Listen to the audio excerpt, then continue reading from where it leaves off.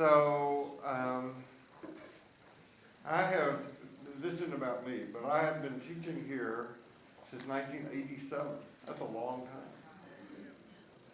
And from the very first gathering, the person who volunteered to keep up with our money was Maxine Fantini. I'm distracted. I didn't volunteer. Well, in spiritual language, that is volunteering. As soon as you retire, you have volunteered. Right. Never had to insure. Right. And today, I know that this just got announced, but today is your birthday. Happy birthday, and thank you so much for all you've done over the years. So, the Lord be with you. Let us pray. Dear and holy God, we give you thanks for this opportunity, and we ask that today of all days we be touched by truth that causes us to live the lives of compassion and peace and justice that we are called to, so that we can make places to the places on this earth where we go when we leave here, on this earth that belongs to you. Amen. I think this is the fourth time that the Master and I have been together. Fourth? I think. Once at the Banyak Center, once in the museum, and once here, and today here. That's the fourth time. And he is the founder and the abbot of Varakona. Is that correct? Varakona Monastery, Zen Monastery. And if you have heard him before, or if you have read one of his books, you know that he has some profound and interesting insights into Zen, and he has really dedicated himself to the propagation of Zen, to the practice of Zen, and to the clarification through a variety of skillful means, one of which is that he's going to talk about today. And if I had to describe the way that he presents, the way that he writes, I would say that he is a person who is faith-friendly and faith-neutral. Meaning that whatever tradition you want to find yourself working out your relationship to sacred mystery within, his teachings can be applicable to that. He is the author of Just Use This Mind, The Origin is Pure, and Trinks Awaken Nature. He has a new book, Living Truth, which is available today. His writings have been translated and published in English, Spanish, and simplified Chinese, whatever that is. He has conducted hundreds of courses in meditation, led Zen retreats, in the United States, in Mexico, Taiwan. He travels to China in addition to that. And he does what he's doing on this particular tour. He visits medical centers. He is on television, universities, radio station, because he has made this vow. You know, the Buddhists are big into making vows. Some of them are very difficult. But he's made these vows to promote and spread this teaching of universal truth around the world. So the plan for today is that he is going to, we talked about this on the phone a number of weeks ago, he is going to give a Dharma, what is called a Dharma talk, and then he and I are going to engage in dialogue. I have got some questions here that he does not know yet. I told him I was going to be tough. And then we will have an opportunity for question and answer. My experience of the Master from the very beginning is that he is thoughtful, he is proactive, and he embodies a couple of things, one of which we're going to talk to him about. You know, the Buddhists have daily spiritual practices. And he might even talk about that. If he doesn't, he will be asked about that. But most of all, he is a man who is and you will experience this. Openly compassionate, loving, and lighthearted. Welcome Zen Master Miao. Come and speak to us. Thank you.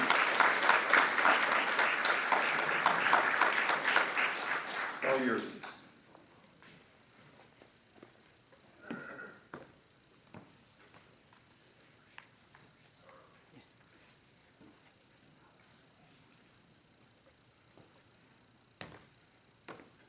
Good morning, everyone. Are you on?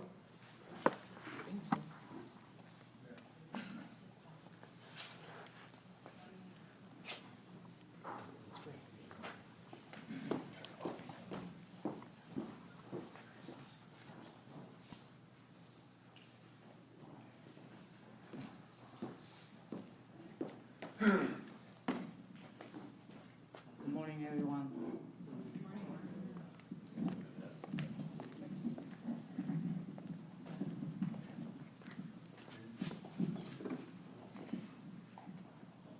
Good morning.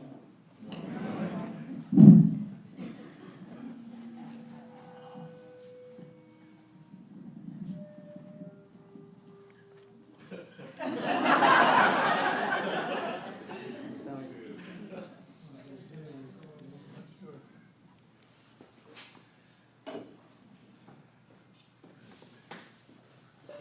In my mind, in my brain, now it's all empty.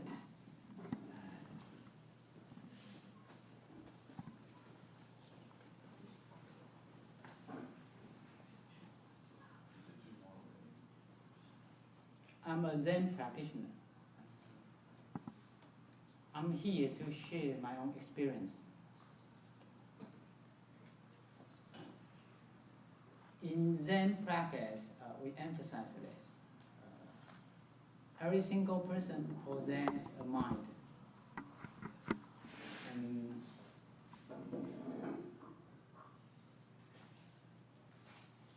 the mind is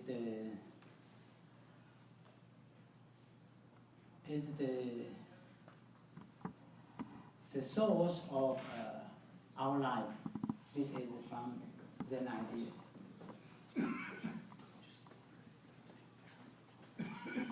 From my own idea, Zen is a direction to approach the source and make our life better.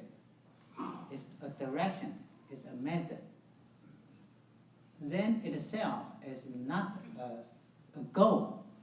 It is a tool. It is a path because we are practicing. So during the process we are practicing, every single step we are making progress. This is a goal, also is a process.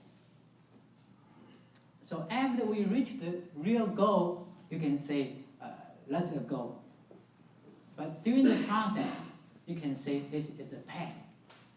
Also, the direction itself, the path, the steps itself is a goal also. So Zen is a direction, it's a path to make our life better, to find the truth of our life.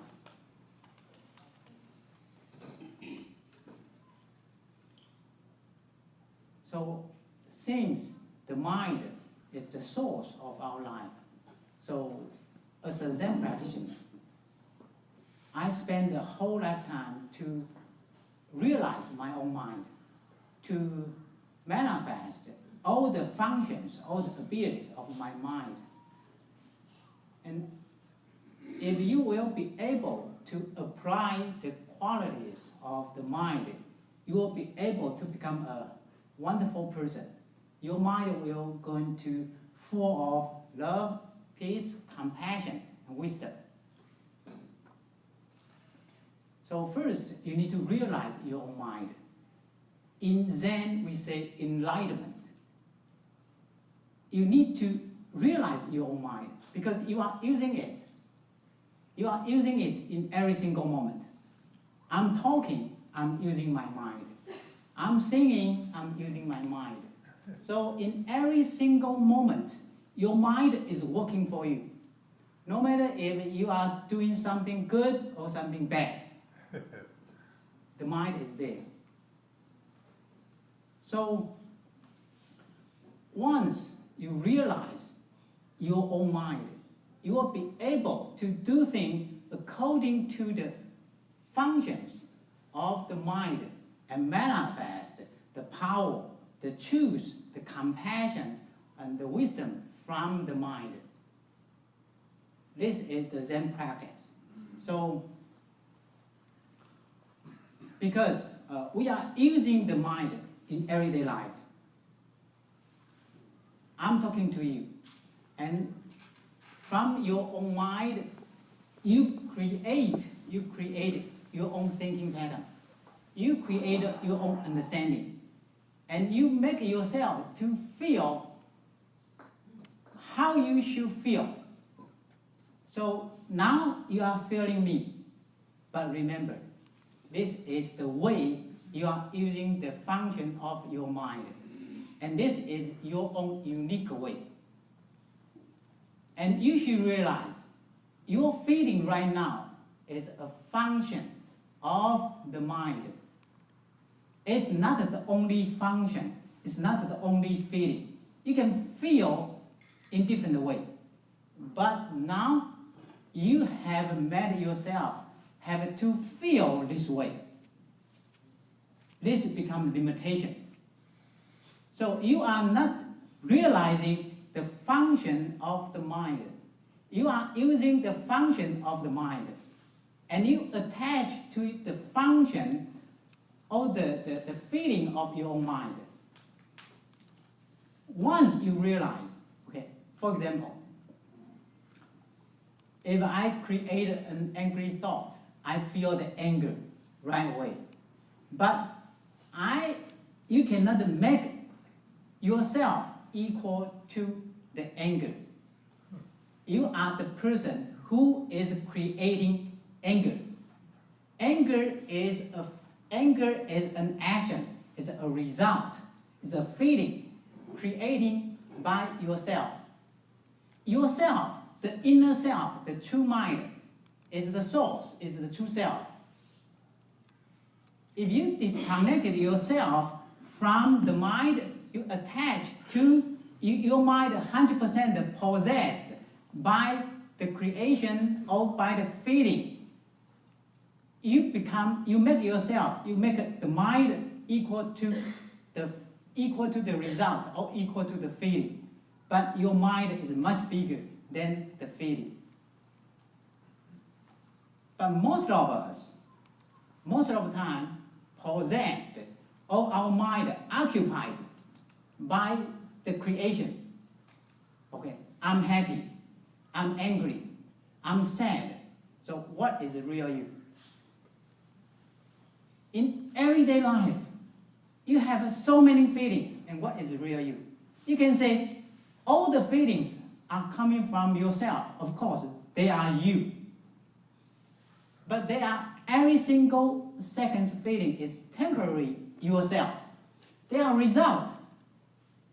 They are creation. Once you realize this, you can retreat yourself from what you are creating. And you will be able to handle your feeling, your thought, your life better. And you have a chance to redirect your life to put energy into another direction to make your life different. But if your mind always occupied by what you are creating, you are this kind of person. It's hard for you to change because you addict to your pattern. You attach to your pattern. You are not free. So what you are thinking, you are sitting here, what you are thinking is a result created by your mind. But this is unique and belongs to you in this right moment. But if you retreat from this, if you realize this, okay, I'm creating that, okay, the I is bigger than the feeling. But if you think, I feel that, you make the I equal to the feeling. You narrow yourself, and you lose the freedom. So if you understand it, you can create all type of thought, all type of feeling, and all type of thought, feeling, or different lifestyle. They are all coming from yourself, coming from your mind, and you are free to change yourself. You are free to make your life better. I believe we are here to improve ourselves, no matter which direction, no matter which path. This is the important issue. If we are not here to improve ourselves, we just do some activities.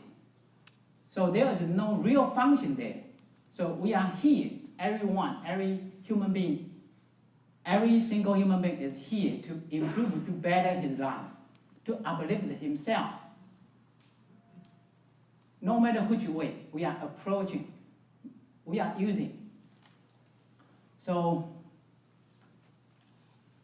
if you realize your every single moment is your manifestation, is your creation, and you are free. And you will be able to change your life, to better your life. So in Zen, mind is formless. Every single person possesses a mind. Mind is formless. And you can, from the mind, you can create your thought. You can create your thinking pattern. You can create your feeling. But most of us, we create our thinking pattern.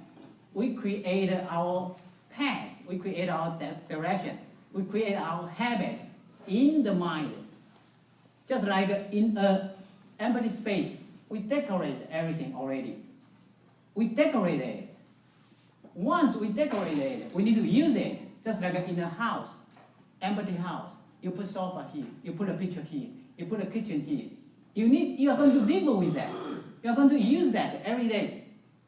It's just like we put all thinking patterns, all ideas, all attachment inside of our mind. We need to live with that. And also, we are using that in everyday life because they are the only thing you can use. So the only house you can go back is your home, right? The only sofa you can sit is your sofa, right? Because you put that there. You have to live with that. You have to use that every day. Only if after you change it. Same thing. We are creating our thought. We are creating our feeling. We are creating the feeling. How these people, how that people, no matter where this type of person pop up in front of you, you will have the feeling. Because you react automatically. Your pattern is here. Just like if you are a fighter, you practice boxing. If someone work you out, probably you just punch the person. This simultaneously respond. Same thing. Because we get used to use what we already created in the mind. We get used to it, we decorate everything inside of our house. We get used to it. One day, if you look at the sofa, you think, oh, how come I put a sofa here? But that's already there been a long time. So we are using that. You are feeling that way, same thing. The theory is all the same. You are using what you are creating in the mind. And through the past, through the pattern, you are using that and make you have to feel that way. Have to create a thought that way. This becomes limitation. So once you realize your mind is much bigger than what you are in every single moment, you are free. You are free to improve yourself, to better yourself, to change your life, to make your life better. But if you keep using the same pattern in every day, it's become addiction, pattern addiction.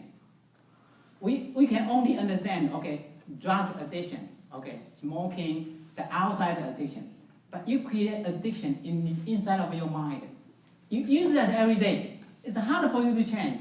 So that's why your wife, your husband will say, you always do this, you always do this thing, you always do that. Because it's hard to change. You use that every day. It's become pattern. You made formless thinking pattern become solid, but solid things, but without the form, in the mind. So all our habits, all our thinking pattern in mind, even if it is invisible, but still it's very solid because it's hard to change. And you are living with that, and you are using that every day.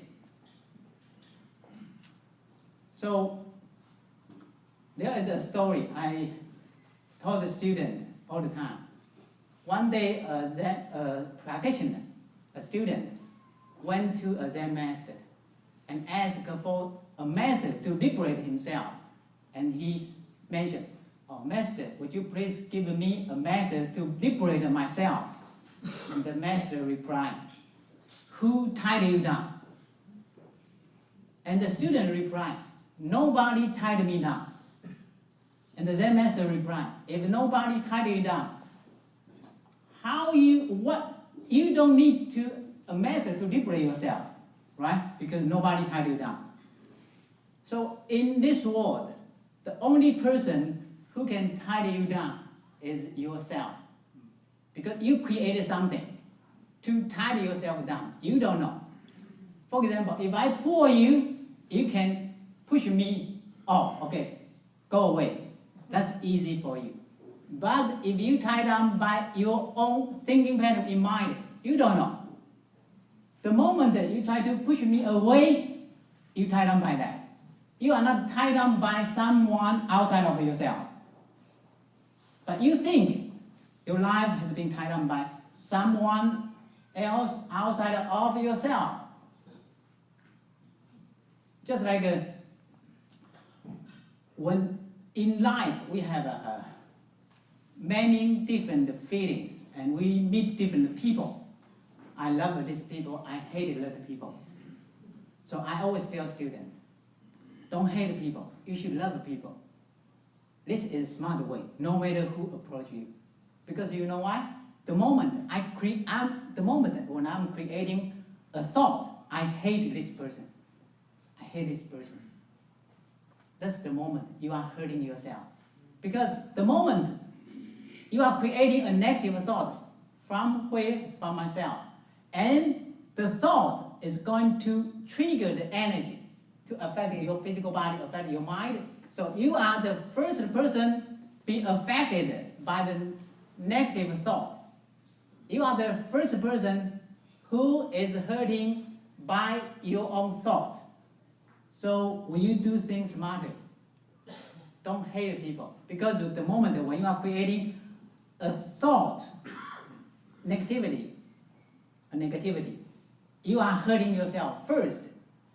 Probably the person being hated by you doesn't know.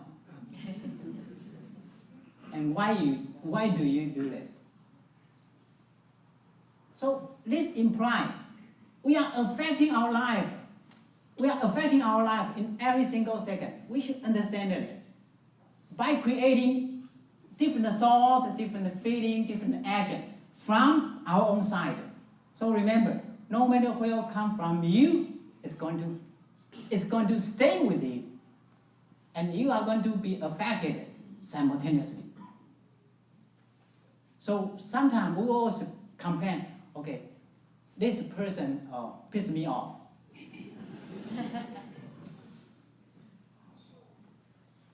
Formless mind, we creating pattern, thinking pattern. Every single person already created different type of thinking pattern.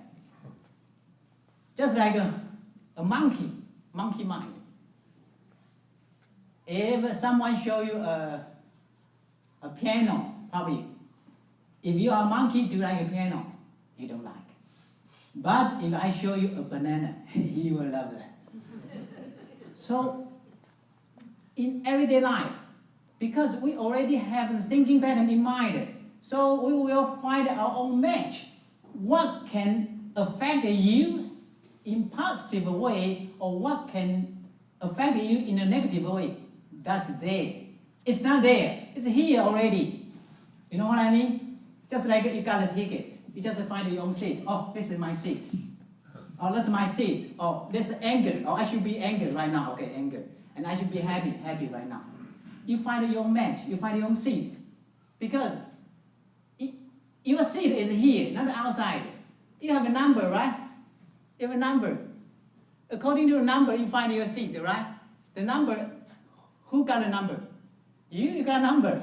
My mind, oh, I think it the way, I think that the way, I should think it this way. Who created this? Myself? So what is the source of all problems? You create that. If you don't create that, there's no problem outside. You find your match, you find your own number. You create your own number and you find your own seat. Naturally, that's okay. So you should understand this. If you don't want to have another kind of seat, change your number. That's easy. So, I think this is the idea. So if you realize this, you were teasing yourself. I'm so stupid. Why do I create this situation? You don't blame people. And from physics, what type of my energy is, what vibration of my energy is, already decided. Who can come close to you?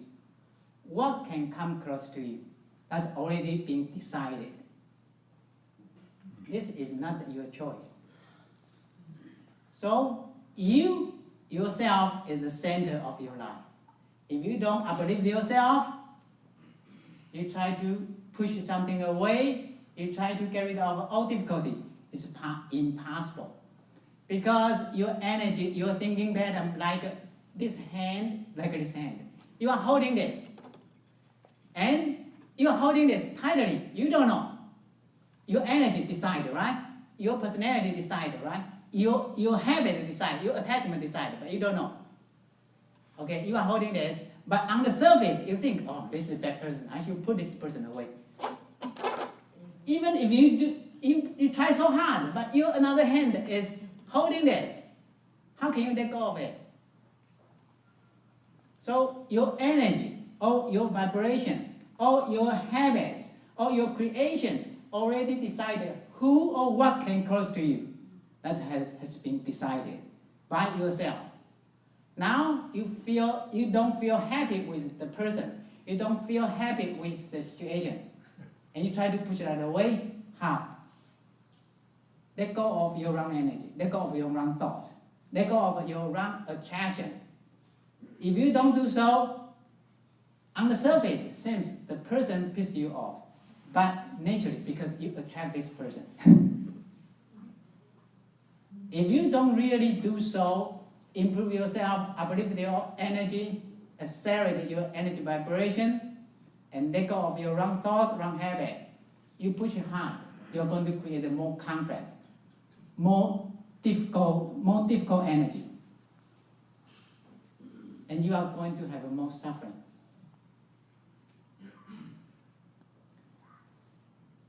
So, yourself is the center of your life.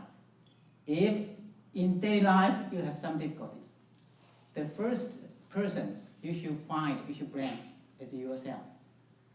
Because your energy attracts that. If you don't create this type of thought, if you don't generate this type of energy, you are safe. This is the concept. So as a Zen practitioner, I'm responsible for everything which happened to me. I'm responsible. Because I possess the mind. I possess all the functions of the mind. But I use the functions of the mind incorrectly. That's why. You can think, I can think. People can think, but people live very differently because they use the function in different way to create a different life. That's it. This is only different. Once you realize you are creating your life in this way, you are the person who have all solution already. Okay. 15 minutes. Thank you. Thank you.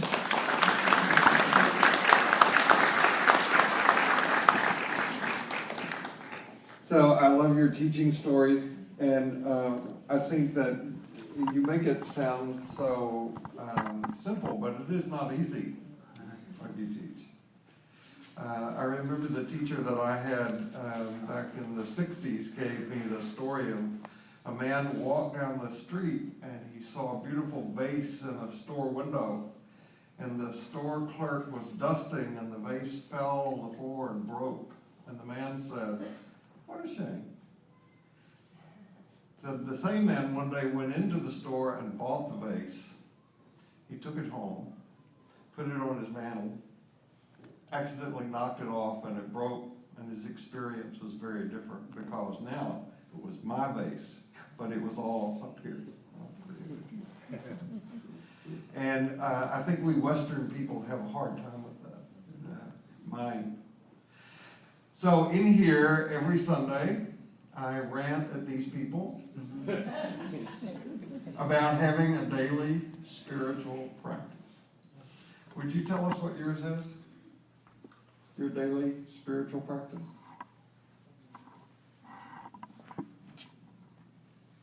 I'm assuming you have one. I'm using my mind. I'm using my mind. This is my practice. Do you sit in meditation? Meditation is using my mind. Talking is using my mind. Go to the restroom is using my mind. This is what I'm practicing. So there's nothing that is not spiritual practice. That lets them off too easy. Okay. What? Just like in Zen practice, when you realize your mind, everything you are doing is practice. Stay with the mind. Don't stay with the creation. That's it. That's the practice. And you can create it and simultaneously realize the mind. From mind, create a function, a result, and simultaneously realize the mind. Stay with the mind. Connect with the mind. Don't attach it to what you are using, what you are creating. And you are safe. You are free. I can do this. I can do this. So no matter what I'm doing, I'm realizing my mind. I'm connecting to my mind. What role does Buddha play for you in this?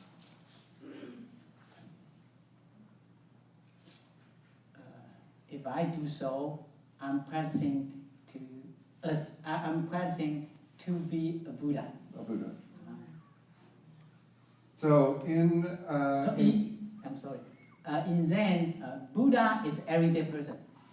Buddha is everyday person, without worries. And we are all Buddhas, with all type of worries. That's the difference. So Zen is very different from the practice of Buddhism.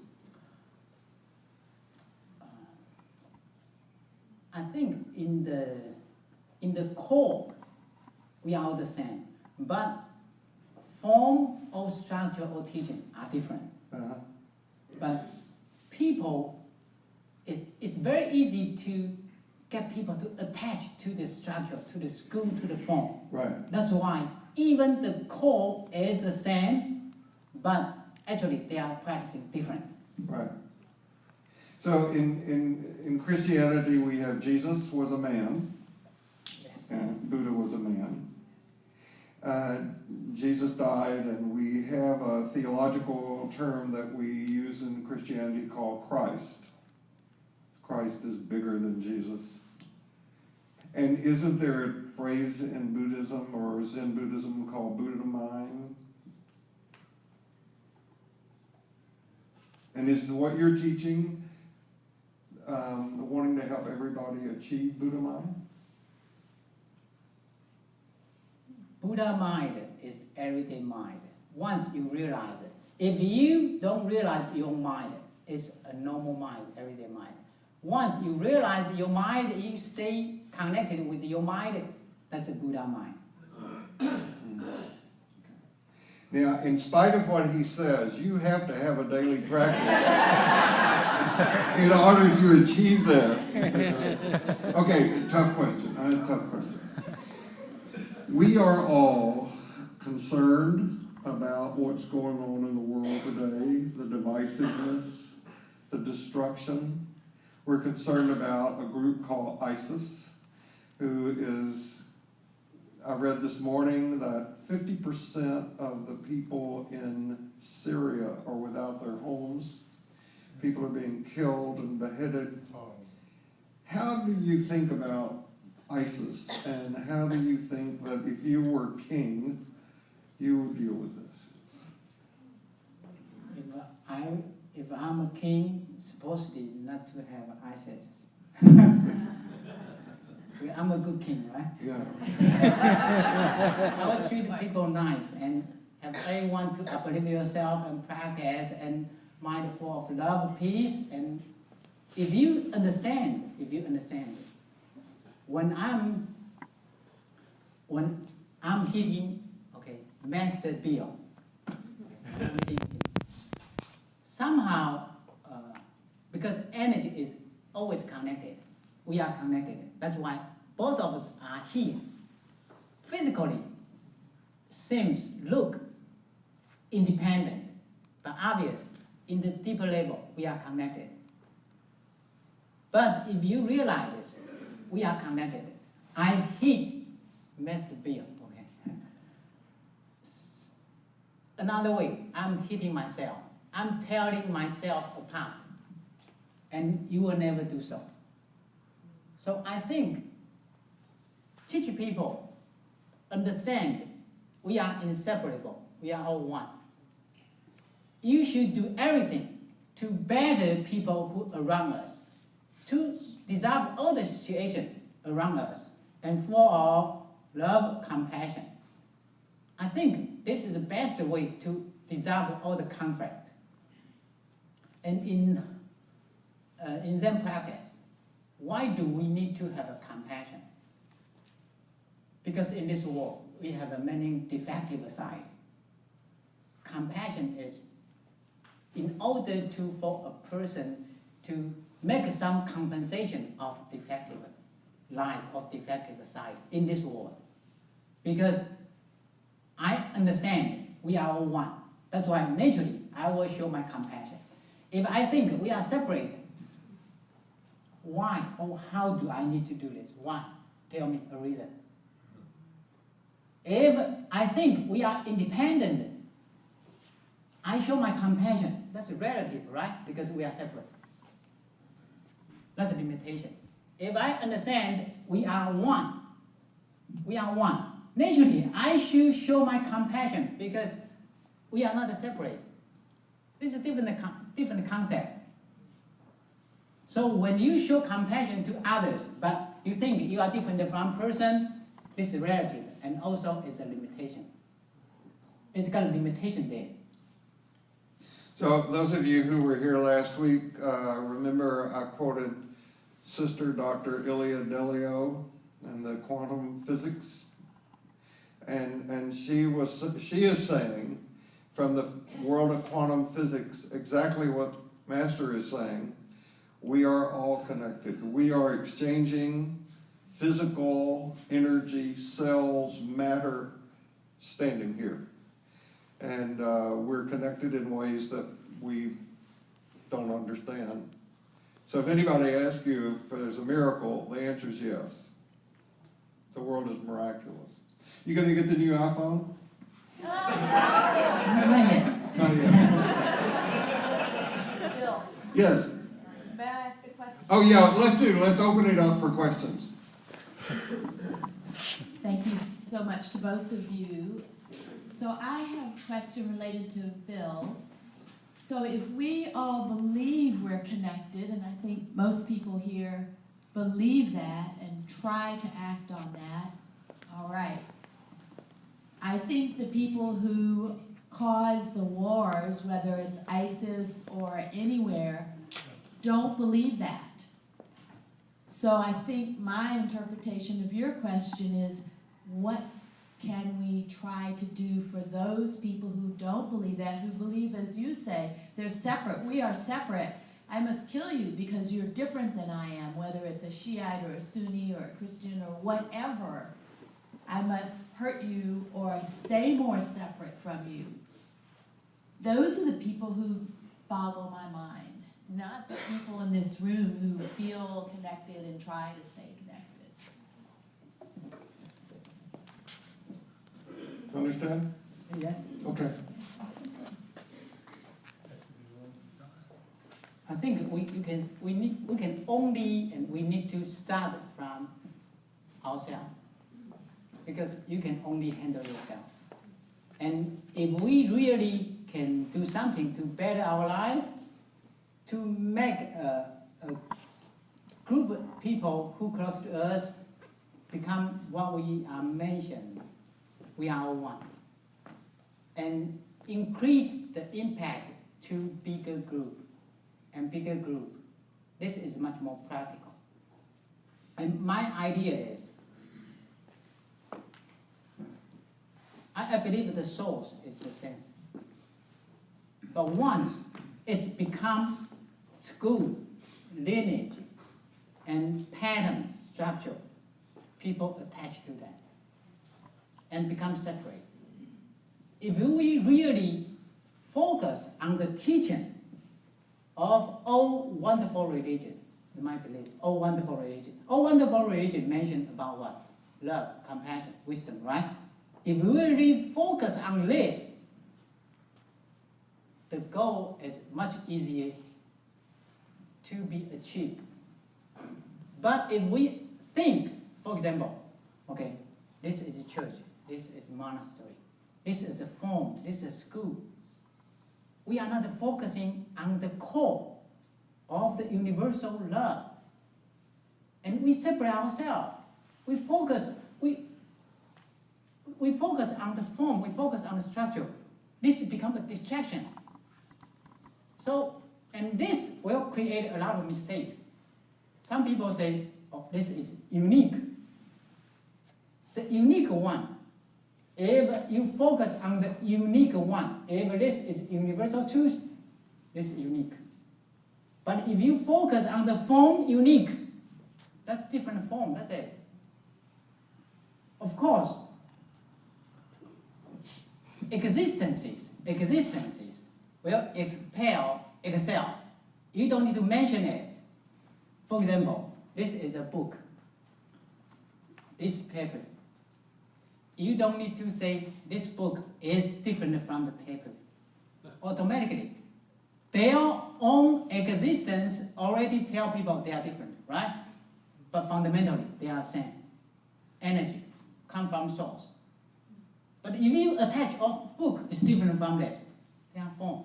So we are practicing. We are uplifting ourselves. We need to be able to see things from much higher viewpoint. That's why we've been taught compassion, love, peace. Because from independent single body, it's hard to create peace, love, compassion, really. If from the source, we can all unite it together because you have the eternal goal. You have the higher goal. So, physically, we are separated. It's harder to put us together. If you always put us together, that's weird, right?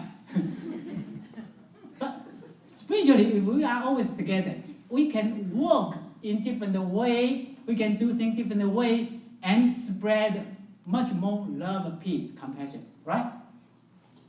But we are connected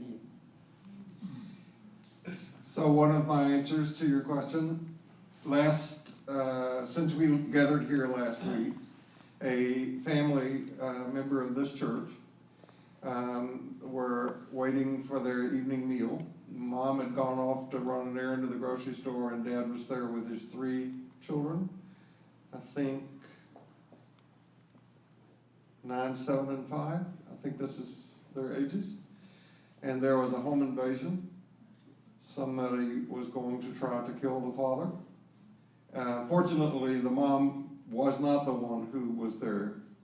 And he fought off this man who was trying to kill him and the kids for some crazy reason. The story said even the 5-year-old came and started hitting on the man to protect his dad. And I think that if something like that happens, we have to protect ourselves. We have to take care of the people that we love. And that it goes beyond that, to figure out ways that we are complicit in all of the divisiveness that exists. We never asked that after 9/11. We didn't raise that question That's right. to see what have we done Yeah. that contributed to this. Amen. And now we have a situation on our hands where when innocent people, children are being killed, some steps have to be taken. I'm not king. I probably wouldn't be a good king, but I'd try to be. It certainly seems to be a matter that concerns us seriously. Somebody else have a question? Here. This question is about ourselves.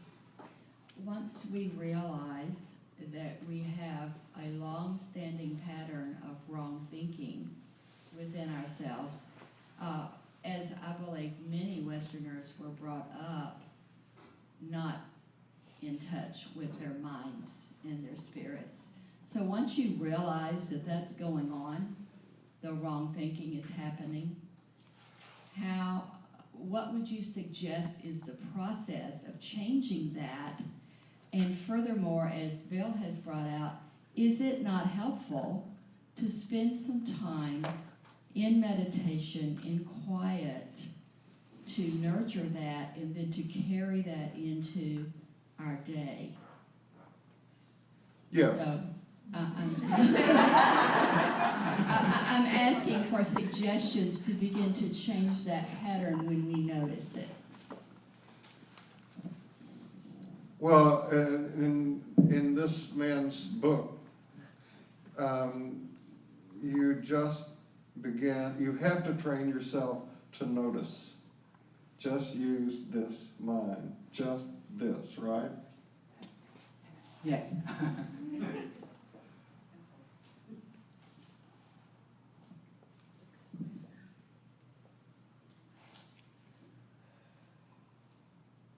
First, accept who you are or what you are. First. Acceptance is difficult.